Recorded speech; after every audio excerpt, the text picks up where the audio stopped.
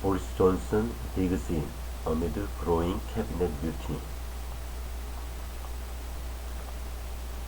Boris Johnson is defying calls to resign as he attempts to face down a growing mutiny among his cabinet. Home Secretary Preet Patel, a former Cross ally, has joined a group of Labour ministers who are urging the PM to stand down, but he has defied the growing calls for him to quit, saying he would not be responsible for him to go. The belling of Secretary Michael Gove has been fired from his cabinet after he urged the PM to resign. Mr. Johnson earlier told senior MPs it would not be right for him to walk away amid economic pressures and the war in Ukraine.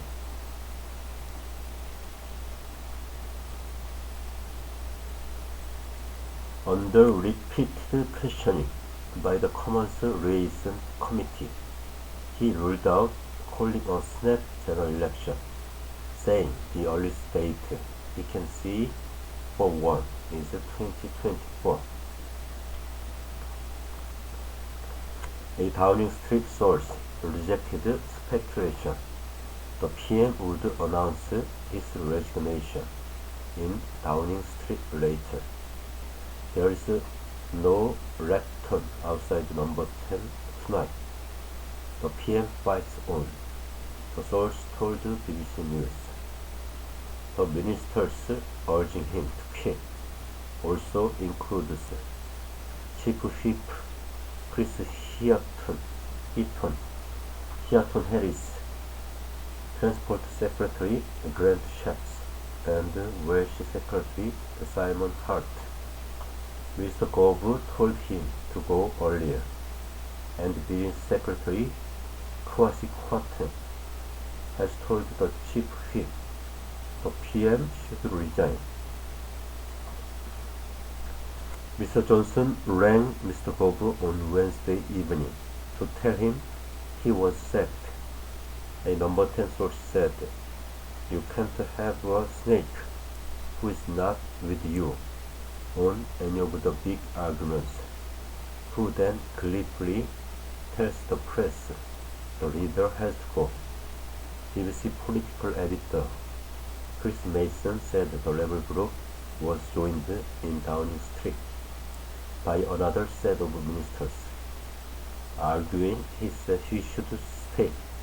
The BBC has also been told Mr. Johnson has been stressing that millions voted for him and questioning whether any of his would-be successors would be able to replicate his electoral success at the next election.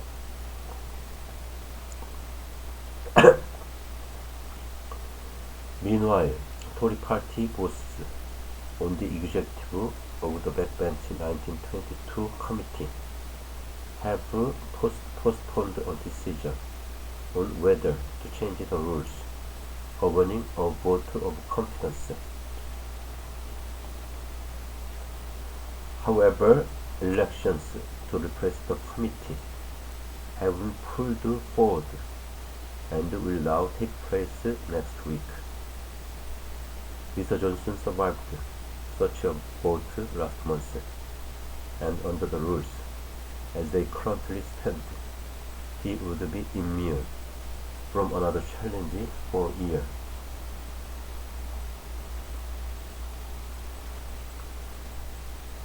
The crisis engulfing Mr. Johnson's premiership began on Tuesday, following the dramatic resignations of Chancellor Rishi Sunak and Health Secretary Sajid Javid. They quit within minutes of each other, following a row over Mr. Johnson's decision to appoint Chris Pincher, Deputy Chief Whip, earlier this year. Their departures have triggered a wave of further resignations, with 1 in 5 MPs in government roles quitting their posts A senior ally of the Prime Minister told the BBC, "It's now a question of how he exits," adding the situation was not sustainable. Nodding dogs at Prime Minister's questions, Labour leader Sir Keir Starmer said the Conservatives had become a corrupted party defending the indefensible. He took aim at ministers who have resigned in recent days, saying their decision not to quit before now showed they lacked a shred of integrity, and he rounded on those who have stayed in post, mocking them as a Z-list cast of nodding dogs. Keeping the PM in power, he added they were only in office because no one else is prepared to debase themselves any longer, calling them the charge of the lightweight brigade. Tory backbencher Gary Sambro accused the PM of blaming other people for his mistakes and was applauded after calling on him to resign. But Mr. Johnson defied calls for him to go, adding he had a right to stay because of the 80-strong majority he won at the 2019 election. The job of a prime minister in difficult circumstances when he's been handed a colossal mandate is to keep going, and that's what I'm going to do.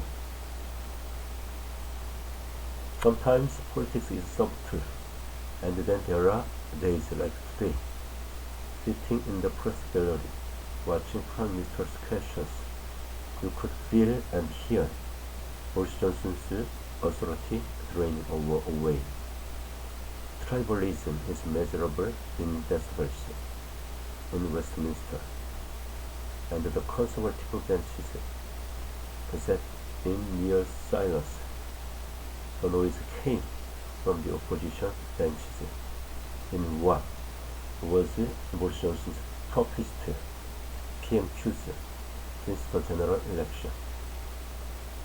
By early afternoon, the letters of resignation and no confidence were tumbling in, and even Mr. Johnson's most loyal supporters privately and often blatantly and colorfully acknowledged the game was up, it was over. In these quarters, I asked a cabinet minister. Yes, I fear so. It's hours and days, came the reply. Then, one after another, cabinet ministers texted me saying they were heading to see the Prime Minister this evening to tell him explicitly he had to go. Westminster is a postcode divided by power, and tonight it is shifting. The end of Boris Johnson's premiership appears imminent. In a resignation statement after PMQs, Mr. Javid said, "Threading the tightrope between loyalty and integrity had become impossible in recent months." He added, "At some point, we have to conclude that enough is enough. I believe that point is now." Mr. Johnson has admitted it was a bad mistake to appoint Mr. Pincher, despite being aware of misconduct allegations against him. The law of his appointment comes after the PM's relations with his backbenchers have been damaged by the Partygate scandal and unhappiness over tax rises.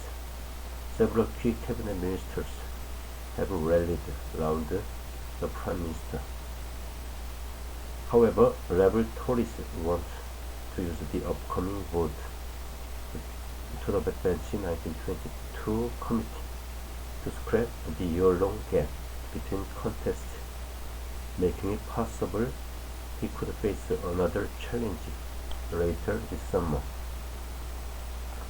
How could Boris Johnson go if party boss changed the one-year rule on leadership challenges? Laboratory MPs could try again to oust him later this summer or in the autumn. If Mr. Johnson lost a vote of no confidence in Parliament, he would have to resign or call an election. Otherwise, he would have to resign himself, possibly in the face of cabinet pressure, like Margaret Thatcher, or after a fresh wave of ministerial resignations.